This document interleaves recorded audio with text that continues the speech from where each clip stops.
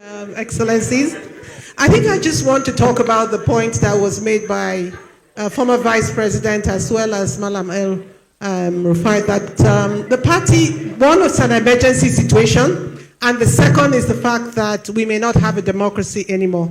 What's going on now with the point that was made about trying to ensure that the opposition itself is non-existent anymore, and even increasingly they themselves have not met as a political party, suggests to me that we may end up in a situation where we don't even have political parties in 2027, because the internal implosion, even within the ruling party itself, will lead to a situation where that emergency becomes even more dire than we need. We may find. People may wake up in the party and find out, oh, there's no opposition. We've killed all the oppositions. We've finished with Labour. We've finished with PDP. So we are all inside the APC, opposition and non-opposition. We are fighting ourselves inside the APC. And meanwhile, the APC has not even met to even have an understanding of what the kind of democracy of the future should be. Consequently, this is a problem and an emergency largely above what I think we should even be reducing to the level of political parties and what the political actors can do. I think this is a more fundamental question about what the future of the democracy itself is, and it's not something to be left to politicians or political parties. It's something much larger than that, and I think that's where my concern comes from. Thank you very much. Can I call Dr.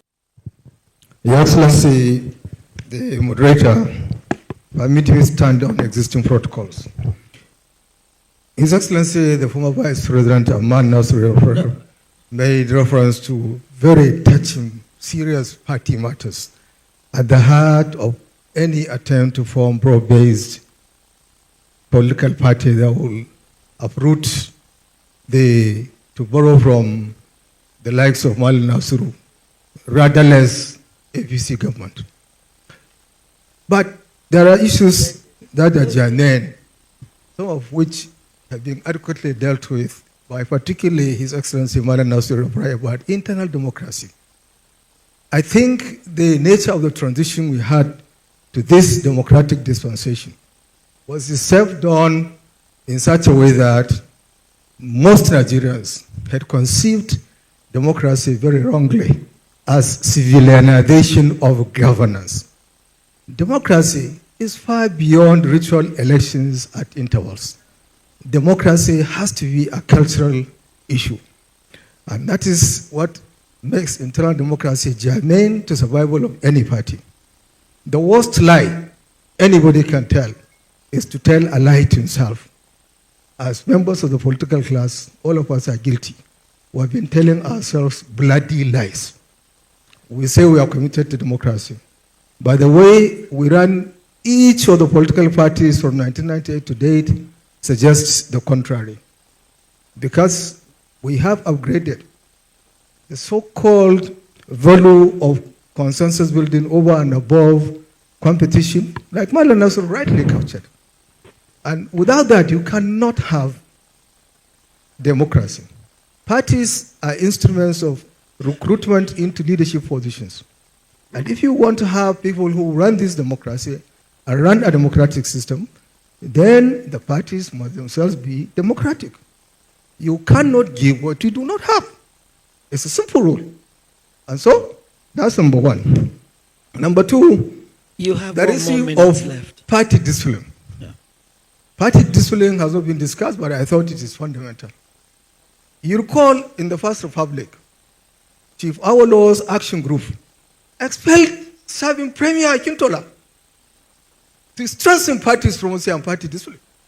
In Second Republic, when we had the tax of People's Redemption Party, Malam Aminu Kano expelled Abubakar Remi and Balaro Musa, then governors of Kano and Kaduna State, and the party survived. Waziri Ibrahim of GNPP expelled Governor Goni of Old Borno and Barde of Old Gongola, and the party survived. Now, you cannot have a party where there is no discipline. We give ourselves some rules. We say as a party, we are committed to those rules that will govern us. We have procedures. We have established due process within party. We don't follow them. Somebody will come and openly canvass for candidates of other parties. Nothing happens to him. Nothing happens at the other party. Somebody will wake up for whatever reason and will make proclamation 3-4 years before election to say, I will be committed to the candidate of the party I'm supposed to be opposing. Like it's happening now in PDP. My party, very sadly. Somebody will wake up and say he is committed to a Tinubu presidency. One is a member of the People's Democratic Please Party. round up. And nothing happens. Thank you. Now, we cannot have that. Then the issue of funding. I think it all borders on the commitment that members have in the shared vision. It's a false shared vision that unites members of the party. You see, somebody made the point, and I think it's very beautiful, that the parties as they are presently constituted are not distinguishable by the big ideas that each one of them represents. Governor Kayode and some of us who were students in the 80s in UK will recall, we are active members of the Labour Party. Why? Because we have shared vision. We believed Labour represented our vision, our ideological dispositions, and so on. And virtually all African students in the 80s, in the 90s, will work for Labour Party. We did under Neil Kinnock and others. Kayode was here, wanted him to run for councillorship for one of the counties in London. He refused. But because we had shared vision, we are committed to the party. So if you have shared vision, you will be able to now establish ownership. And then no amount of money will be too big for you. NEPU in the First Republic under later Aminu Kano was funded by the masses of the people who were members of the party because they believed in the shared vision represented by the NEPU. Thank you very much. In 1979, Madam, please can I run? In 1979, when we were young thugs, these my friends, Malam Aminu Kano ran for president. The party wanted to raise 10 million naira to prosecute the presidential campaign in the then 19 states of Nigeria. 10 million naira. And the rule was enacted that all party members may contribute not more than 10 naira. You contribute 1 naira minimum, but no more than 10 naira. People were queuing up to come and say, okay, take 10 naira for me, 10 naira for my wife, 10 naira for my son, I have 5 grandchildren, and so on. People funded Aminu Kano's campaign because they had shared vision. Now, unless we have a shared vision, a party that is ideological, we cannot be able to mobilize mass funding, you cannot be able to stop people who have money to fund it, and the contradictions will continue. Thank you. Thank you. Thank you very much. Thank you very much, His Excellencies, other participants. I'd like to just say, bottom line, politics in Europe, the Americas, is bedrocked on ideology. Ideology is the basis for forming political parties. You either lean to the left or you lean to the right. That is the basis for which you have people in the UK who have generations of members in Labour Party or in the Conservative Party. Same as in the US, you have people who are generations of family members who have been Republicans or Democrats. It's based on their leanings ideologically. We don't have that in Nigeria. It might have started in the 70s and in the 80s, but that is all gone.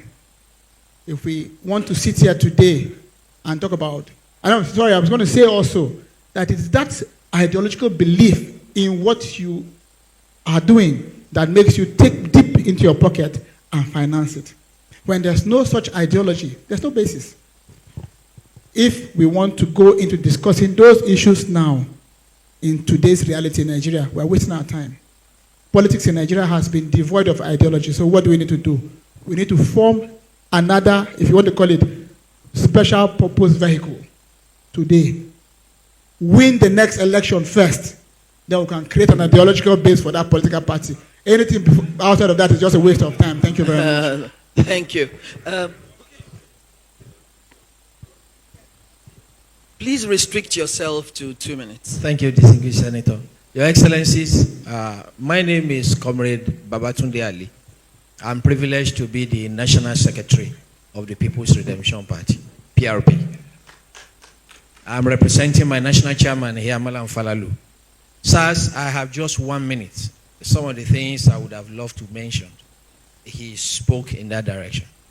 But as I watch this city, I see a repeat of what I have seen wherever I've been privileged to sit with leaders of our people like this.